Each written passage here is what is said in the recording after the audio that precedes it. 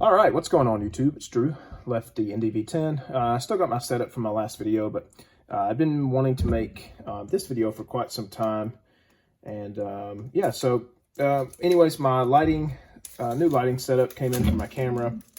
I'm really trying to kind of just up the quality of my videos, more, for myself and for you guys that, watch every week. So I would love some feedback down below, just if you've noticed a difference in lighting quality this go around.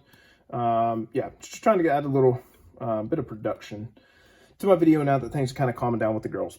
Anyways, so today is going to be all about T206 print oddities or kind of mess ups, and just kind of go over a little bit about what all of that entails. Here recently, they've become much more incredibly popular throughout the hobby. Even some things that in the past people kind of would have shied away from just because it's kind of a printing error that takes away from the card. Really looking at, kind of an added value to a collection. So I will dig right into it. Again, these are getting tougher and tougher to find because a lot of people just aren't letting the stuff go now. People seek out the oddities a lot of times because, after you get so many cards, you look for something,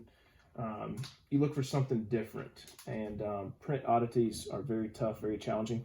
The first thing I'll bring up is that some of these aren't particularly valuable, and then some are incredibly valuable. So the very first thing we're going to look at is going to be like a what we would call a registration shift. So here's a raw Bill Kerrigan, really nice Sovereign, 350.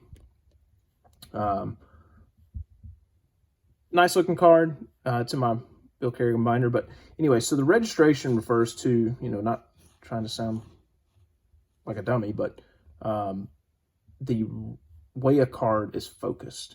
So here you can see a registration shift where the red overlay on top of the yellow is shifted, exposing the yellow underneath. Oftentimes come with the blurriness on the face and the card and that sort of thing. A lot of times it's only going to be on the front. I've never seen it on the back of a card, which is interesting. Obviously these were printed in one color pass where there are multiple passes on the front. So anyways, that's a registration shift. Not really much added value here unless it's very, very drastic. If the red was like over to here and there's this huge streak of yellow, you had red way over here. Don't get fooled by sun-faded cards. But anyways, stick around, please. Watch this whole video. There's a lot of good stuff. Promise the end. Massive card. Next up, this is a kind of a poor example, but really the only one I could think of for my collection. It's like a double name. So up at the top here, you can see part of the name. It's more evident on the back. You can see the factory number there. Up at the top here, you can also see the factory number that would have been on the next top of the next card. But anyways, double names. There are some out there where there's a full name. Those command a really nice premium. This was just a cool one I bought. It's in my set. I'd love to upgrade. This is just a tough card, but I'll keep this one because it has, it's oversized, really funky. And it also has kind of the double factory on the back. So anyways, double factory / double name combos. Starting to get some traction out there, some hobby love. Next up, we'll talk about oversized cards. So here is the Bill Kerrigan with the shift. And then here's what we would call a jumbo. So if I overlay this card on top, you can see it is significantly taller. This is like the biggest jumbo I've ever seen outside of the Johnny Bates from my graded video last time. But jumbo's really starting to get popular as well. Usually going to be at like the top right of the sheet. So there's some extra space on the top of the bottom. This thing is just an absolute freak of nature. I love this card. Probably need to get more of these graded as I drop the Bill Kerrigan. But anyways, oversized jumbos, very cool. Just an oddity. That's more in the cutting process oddity.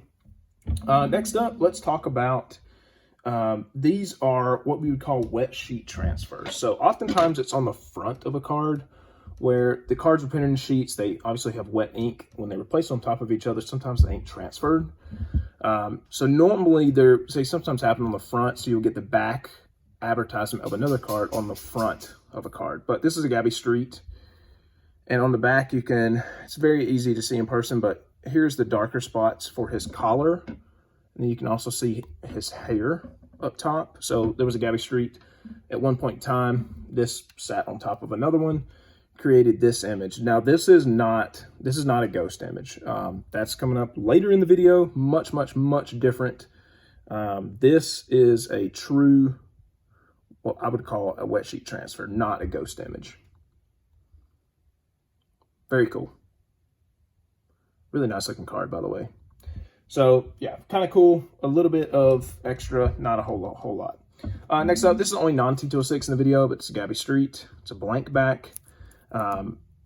Obviously it's a T207, but there are blank back T206s. These were cards, obviously, that did not get a back advertisement. They are a blank back, and I've never seen one with a numeric grade, really, I don't think, because they were all basic freaks where, they didn't pass an advertisement through the back. Somebody took it home, cut it up. You'll see wonky cutting on these most of the time. They were all hand cut, so they're going to get A grades, but just super cool to find a blank back in general. Very, very happy to have that. Those do command quite a premium, especially T206. Next up, getting into the three big ones that I have, miscut backs. So miscut backs, very, very, very valuable. I got this one for what I would think is a steal. It's got just enough of the next card showing that I think it's cool enough to have a little premium. The front of it's Jack Quinn. It's PSA 1 MC. Very cool. I obviously just bought it for the back. Here's what a Piedmont back should look like. This one's got, an eighth of another card on the back. So very, very cool. Love that card. Next two are just kind of two of the bigger cards in my collection, really. Maybe not the two most valuable, but important, so I love them. So these are, this is a T206. This is what we call the yellow-brown scrap. So these are Sweet Capital 350, 460 factory 30s. This card does not come with a factory 30 back, typically. There's a group of 460s and some other series 350s where they were basically just kind of a test issue. Not all the colors got added, only the yellow and brown, hence the name, yellow-brown scraps. And then these cards were not made with the 460 30 backs. So there's yellow-brown scraps, there's a no-print 460 30s. This thing is just incredibly cool. There is such a finite number of these in general. Only certain subjects have yellow-brown scraps. Gabby Street is one. I only know of two. I know the gentleman that has the other one, and I'm super fortunate to have this. The lore behind this card, the guy that had a bunch of these scraps in the beginning, well, I say in the beginning, at some point, in the early, late 90s, early 2000s, he said that a bunch of these were in a card shop, or at least whoever he bought this from.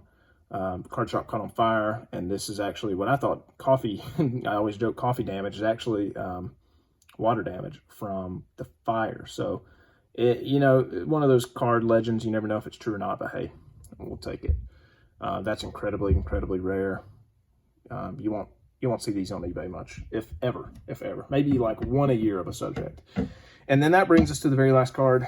This is a true ghost image.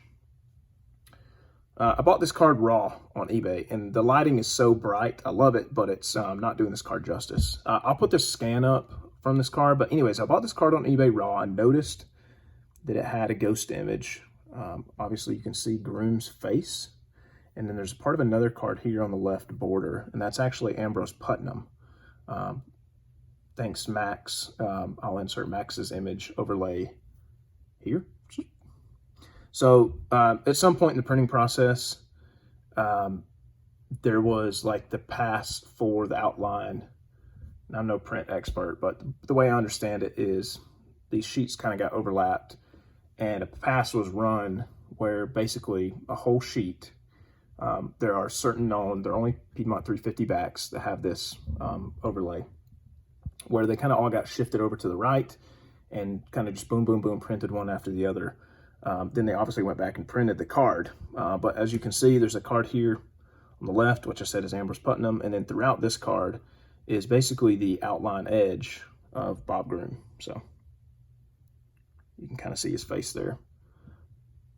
Anyways, very, very, very sought after. I got this card for an absolute steal. A recent comp for this card, another ghost, a true ghost image. I think it was like 14 or 1500, sold on eBay. I got this for like 160 bucks. So incredibly stoked for that. Kind of just one of the true oddity gems in my collection. Anyways, I have rambled long enough. I hope you guys enjoyed and gals enjoyed all the oddities and misfits and that sort of thing that I have in my collection. Thank you all so much for watching. Here's what I should end the video, but I'm too stubborn. Thank you all for watching. See you next time. Peace out.